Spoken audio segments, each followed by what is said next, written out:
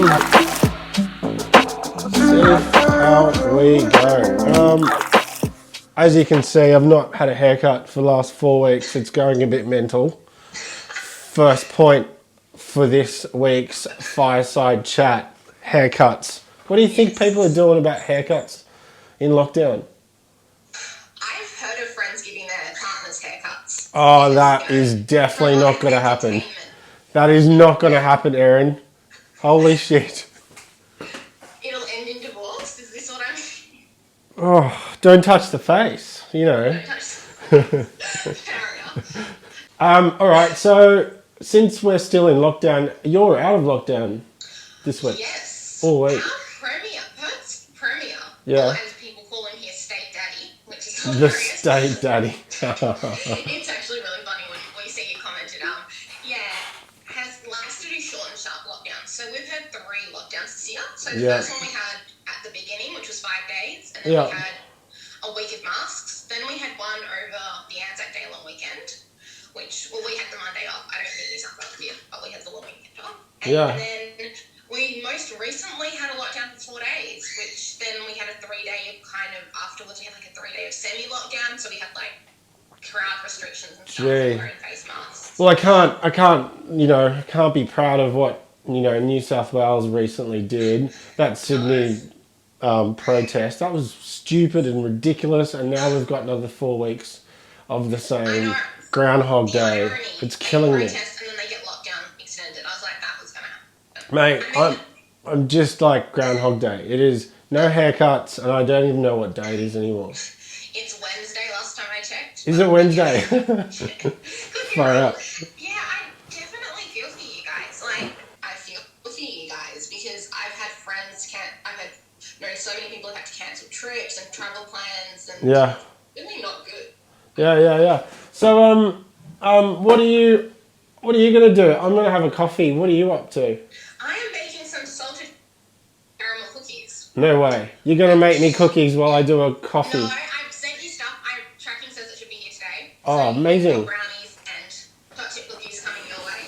Well, you have a bake-off going on, mate. Yeah, like the Sydney will do a bake-off. That's the nice.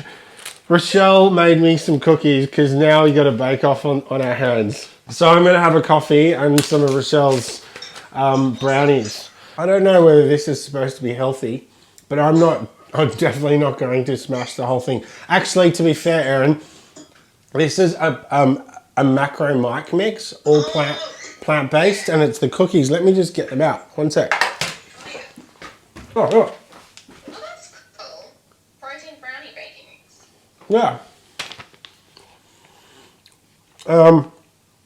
Only 78 calories, over 6 grams of protein, less than 2 grams of fat, 100% natural, gluten-free. That's good. Yeah, so we're obviously getting involved with being able to put, really nice food on the, organic, all natural food on the site. So there's a food section now. Yeah, macro mic.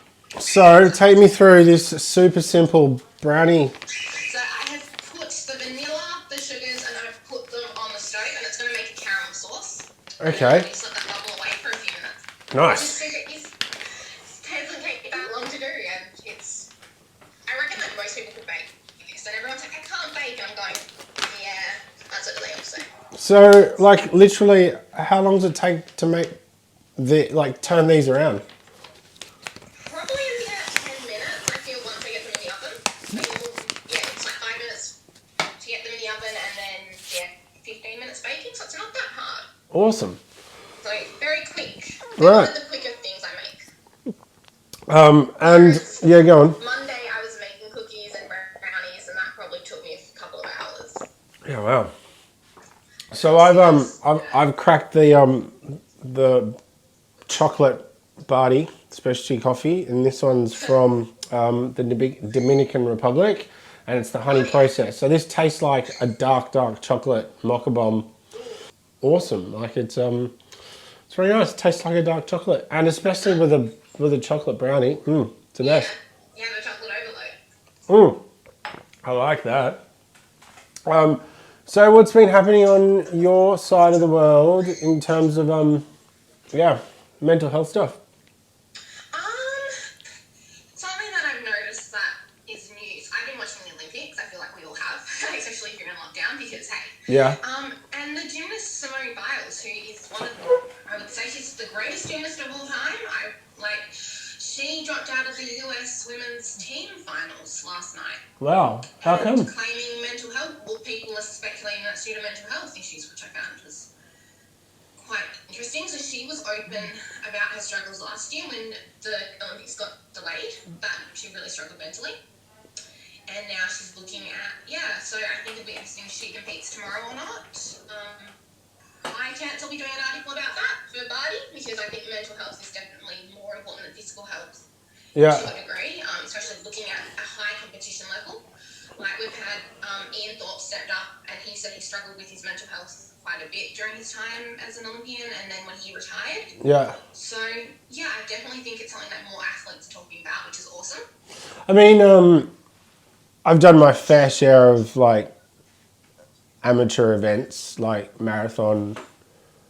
I've done loads of marathon running. My last blowout was, as you probably know, why I started Barty was, they thought I had a stroke and I fell over, but it was just a really serious migraine, and I was cycling and working quite a bit. So I was training for the Sydney to Melbourne 7-day cycle, and so I guess if I can relate, I mean, you are, when you're training so hard and you have so much pressure going on, and I suppose with the lockdown as well,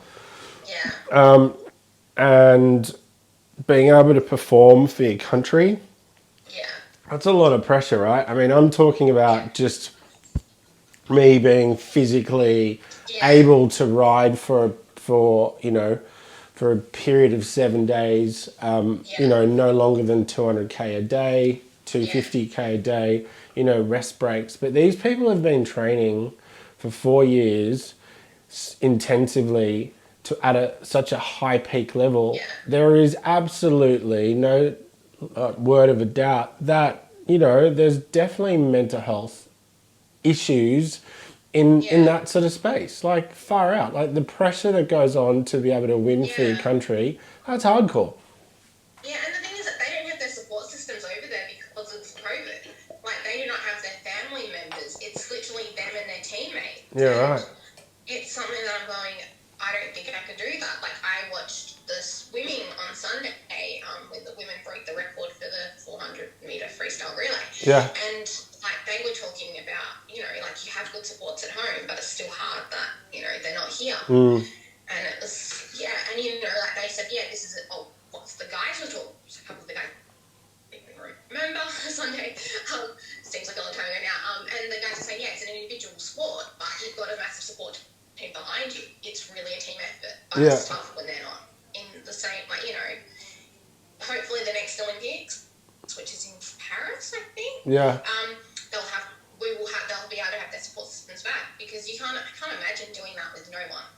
I suppose, look, coaches and, I mean, the support system, I know from a cycling and running perspective, the support, me prepping for a massive marathon or a cycle event, like you're training with a squad, you're training with your club, and then your support network is the people around you, of course.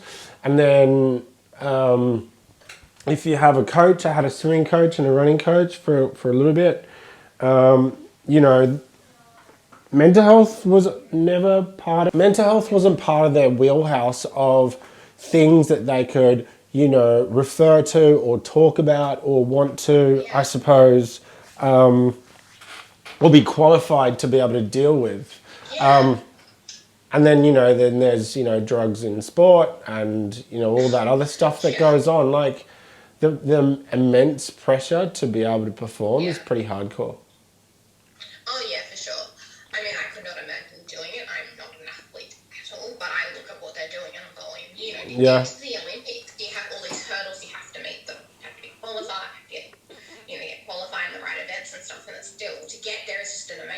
Yeah. then you still feel the pressure. So what are you thinking around?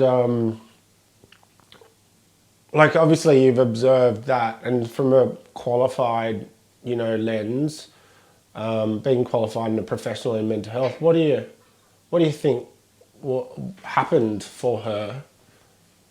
I think she just had a breakdown. I think this is something that happens to everyone. But like the day before the event, like come on, it's not like she went, oh, Well, no, she didn't. I think often with people, it takes one crack to shatter at something.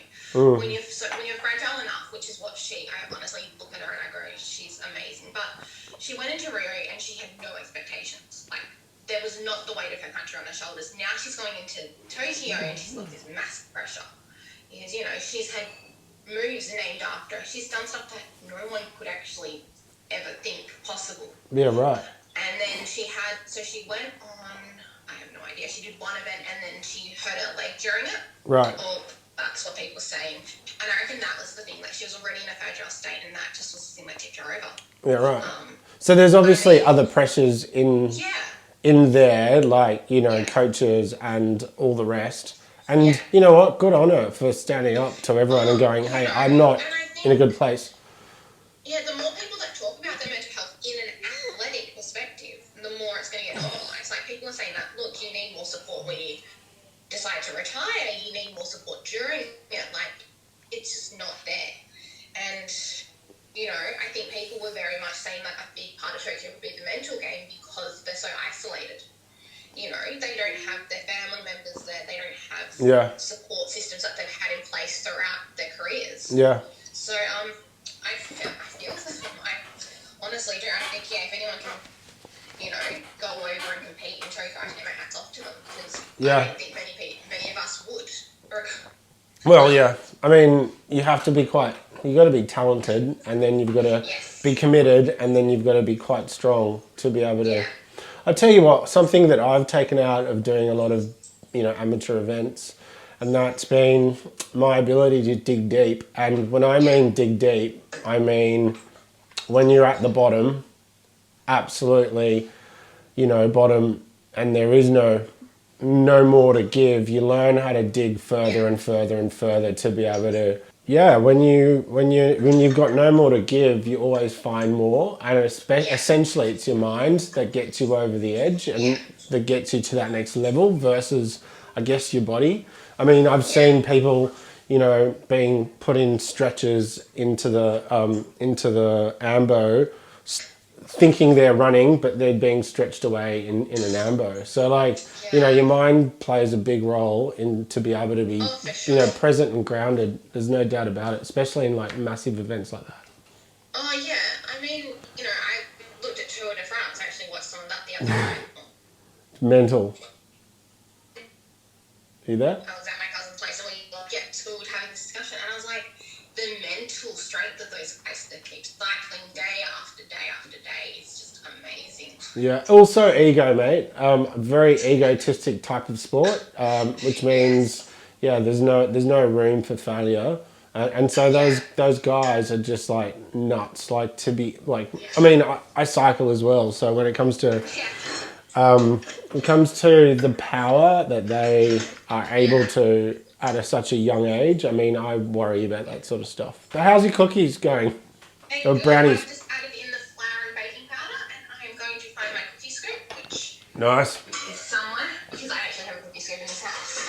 And then I'll scoop them up and put them in the oven and they'll be probably cooked within 10 to 15 minutes. So yeah. Rock star. I mean, cycling is one of those things. I live near a major lake, and we get a lot of cycling around, it's always. Yeah. We also live near a retirement village as well, so I feel like, people decide to cycle and take up cycling in their old age, and it's always amazing. I just see them and I'm like, wow. Yeah. I mean, I've had them drive in front of my car a couple of times. Yeah, cyclists, damn cyclists. So, yeah. The issue is in Sydney that all our parks are quite full because everyone's going, so you're going to end up contracting COVID by going to the park. You can't go to cafes because they're mostly closed. They have to be closed or they just do pickups. Yeah. And then walking around the block just gets boring. Like, Well, that's a really nice segue into our August Barty challenge. It's up. I've just loaded up this morning, and essentially it's a continuation from last month, being in lockdown, of course. But essentially, it's if you want free coffee, you got to give us something back, and it's a Strava challenge. Swim. So nominate yourself to run, walk, or cycle for the month of August, and we'll give you 4 weeks of coffees every week. We'll give away some coffee. That is what you want, and coffee will keep you powered through it. Yeah, I know that you. Yeah, for sure. And I know, obviously, we're trying to just debunk this whole theory. And I know you're doing a bit of a research piece on depression and coffee. Where are you headed with that article? I want to look more into how we can use caffeine to our advantage, how we can use caffeine as our advantage if you've got depression. I think. Looking at, and also I want to do more research into caffeine if you've got depression and anxiety, because a lot of mental illnesses, they go hand in hand. Yeah. So how you can make that work for you if you've got a multi-diagnosis, which got it. So I want to look at looking at caffeine in terms of tea as well. So seeing, comparing, does tea have the same amount of caffeine as a cup of coffee? I think would be interesting, because people think of tea as a calming drink, but it does have caffeine in it. And I'm sure there's plenty of white papers out there around. I've read through about 20 for this article I just wrote, and by the end I was looking at their sample sizes varied from having 20 to 1,000 to 10,000, and I was just like, yeah. Right, okay. It's very hard to get through the medical jargon. Yeah. And I have a stack I'm meant to read now. I've got one on my dining room table that I'm meant to read. Yeah, nice. Still don't understand. I looked at it yesterday and I'm like, not today. So, Cliff Notes, before you launch the article, why is it called out that it's reducing? What is it? It gives you a boost. It gives you motivation. Right. It gives you it goes right, okay, it gives you some energy and you're more likely to harness that energy positively. And then it's going to just stabilize your moods. Yeah, right. Which is good. And I think, when you do have to go through depression or depressive episodes, you feel hopeless. You don't have the energy. You just go, I don't know what I want to do. And it's going to, give you a boost, which is another thing interesting I learned was that the reason why you shouldn't have it if you've got anxiety is because it mimics the anxiety and your brain can't tell the difference. Oh. So your brain goes, oh, I've got anxiety. Oh, yeah, this is anxiety. Yeah. And it triggers that. So it's like the artificial switch. So depression, it triggers something good, and anxiety triggers something bad. Yeah, gotcha. How you going with those brownies, mate? I am about to put them in the oven. So look at those. They'll go in the oven. Nice. I've done 13, so a baker's dozen, which is good. And then they amazing. break up within about 10, 15. Mate, that's awesome. So I'm looking forward to obviously reading that article. When's that going to come out?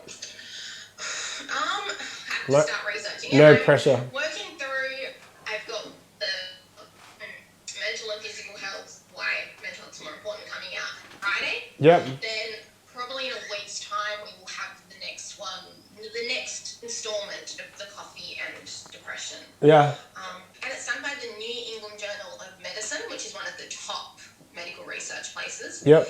And they set out to prove that coffee was bad for you. Yeah. They did it over 10,000 people, so this is not a small sample scale, and they proved that coffee is actually good for you. Good for you, you're right. I mean, it can also benefit your liver, Parkinson's. It's got a whole lot of more health benefits than we first thought. Yeah, right. Amazing. It's good that we're making good coffee then for the right people. Yeah, exactly. Because, drink a cup of coffee and you can live longer, which is great. Yeah, far out. Rochelle's got me on. I wanted to talk about this because I just wanted a rant about celery juice. Have you heard about that? I've heard about it, but I cannot stand celery, so celery juice sounds horrendous. So celery juice, there's a bit of a movement and a trend on YouTube. Everyone's drinking celery juice. I don't mind it. I quite like it. But one thing that I wanted to call out is that there's actually no proof or medical research to back up that it does anything. So again, keen to obviously get some really fat insights about coffee and depression. And I know that you're all working really, really hard around that. Versus, just drinking celery juice. I think it's a placebo effect. Wouldn't surprise me. Yeah, so I wanted to call that out. And the other thing I wanted to talk about, aside from the August challenge, was there's two more things I wanted to talk about. I wanted your opinion on, but there was where there's some good news. Good news. We're bringing on an official coffee aficionado with some serious heritage, Nathaniel Fleming, who's obviously connected to a farm in Panama.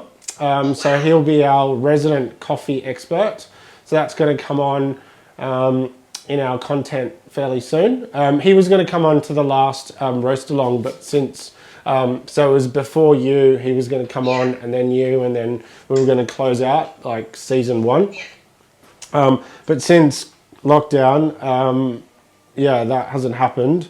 So Nathaniel's going to start writing content like factual content around coffee.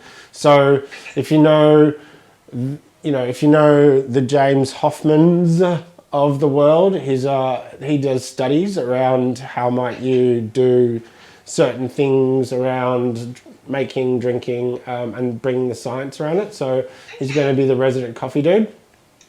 I'll still just be doing my thing. But so that's Nathaniel. He'll be writing an article fairly soon, which is quite cool. And the second thing is we've extended our menu system on the website when you go into news, support, and inspo. And essentially now there's mental health, anxiety, drug, alcohol. What else is there? There's 4 men, 4 women, and 4 LGBTQ plus as well. So there's certain topics that we're going to want to write about. And I've been starting to add a couple of things on there in terms of content. So one of my favorite chefs, if you know. Yes, I watched it yesterday. Maddie Matheson is just such a legend. He's like a fine dining chef, but he's just so off the wall and he's just so entertaining. He's been dry for 9 years, and he went through a massive sort of journey around giving up. So I launched that article. Joe Rogan published it a couple of months back, but yeah, definitely worth watching. So I put that into the men's bit for a bit of inspiration. That there's obviously dudes out there who are, dealing with some stuff and some funk, and there's always, ways around it. So that's just part of our initiative to get our categories sorted. So the other thing I want to just talk about, something that happened in real life, was one of my friends. We've become friends. I'm not going to disclose names or where they work or anything like that. But yeah, I had a text in the early mornings of, I think it was Sunday or Monday. I don't even know what day it is. But anyway, it happened. And he was like, yeah, man, how are you? It's been a while. And, I know you were all about men's mental health. So I wanted to, reach out for what advice you could give me. And I literally sent him your article about, quick wins. And, he goes, that was a great read. And so the content that we're writing, or that you're writing, is definitely hitting the spot. So, just to loop it back, all the categories, we're going to start categorizing around mental health for men, for women, whatever flavor you like, and being really clear about, that these articles are really helping people. Yeah, which is great. That quick wins article I actually struggled to write. I find I either get a really good article or it takes me a while to write, but once I do get it, it's like, actually, no, this is, because I think, I mentioned that I did an exercise for a year where at the end of every day I'd write something I was thankful for, and it really helped change I think at this point in time, with lockdowns and COVID and stuff, you need to find the little things. You know, there's always something to be thankful for, even if it's the most mundane thing. Yeah. Like, hey, I actually, you know, I had a friend reach out to me who I hadn't seen, or saw this funny Instagram post. It's like, you know, you can find something. It's just going to take a while, but there will be something there. Yeah, for sure. I had a really good cup of coffee this morning. That's a really, like, you know, I'm getting to research things, and I'm going, you know, actually, yeah, let's look at stuff, and I'm getting to draw on lived experience. Like, I've had anxiety for over half my life. Probably had it before then, but it was officially diagnosed when I was 12, so that's 15 years now. And, you know, and you've got the certain tools and tricks to be able to help other people. I think that's really cool. I'm going to do some profiles of people who have mental health issues. Oh, shit. That'd be cool. Yeah, so I have got a list of names and got a list of guy and girls' names, got a few people who work in high-stress industries, and I want to talk to them and do profiles on them with mental health. They can be kept anonymous, you know, but it's just to show people that, you know, taking the roast along but making it smaller and making it where people are more inclined. Yeah. Because not everyone can, you know, talk about their mental health openly. They are done. What have you got? Oh, wow. Can you not take long to make? Can you break one? They are hot. Are they really? So hang on, how long were they in the oven for? About 10, 15. And that was I it? don't set alarms when I bake. This is not a packet mix type of thing. No, this is not. And I will put the link, you know, I'll send you the link that you can include in the vlog, because it is. Oh, that'd be awesome. I'd love. Super easy recipe, and they're egg free, which is good because our chickens have stopped laying at the moment, or they're not laying as much. Oh, wow. These creatures. I didn't know you had chickens. But yeah, super easy, one pot, done. Yeah, wow. People will think you're amazing. Give me the Nigella taste test. No, they're good. What do they taste They're like? sweet and chili and definitely caramel, but with salt. Oh, right. Amazing. If you put salt on them before you put them in the oven, and it makes them, like my mum, if I make them, so I make these for her, and she'll come and eat like 6 in a sitting. No way. She's like, you make me cookies. And I'm like, Well, hey, Erin, it's been awesome. Another fireside chat. It's been good hanging out. Of course, another 4 weeks for us, which is obviously, I mean, I don't know what day it is. It's just Groundhog Day here. But yeah, I'm looking forward to some of the articles you're about to publish. And I'll see you real soon. See ya. Peace out. Bye.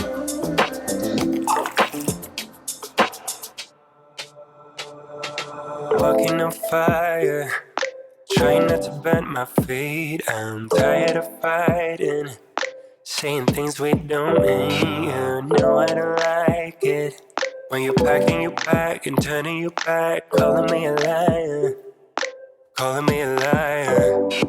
Trying not to let my feelings get to me. Sometimes I can't let them go. So now I got these voices.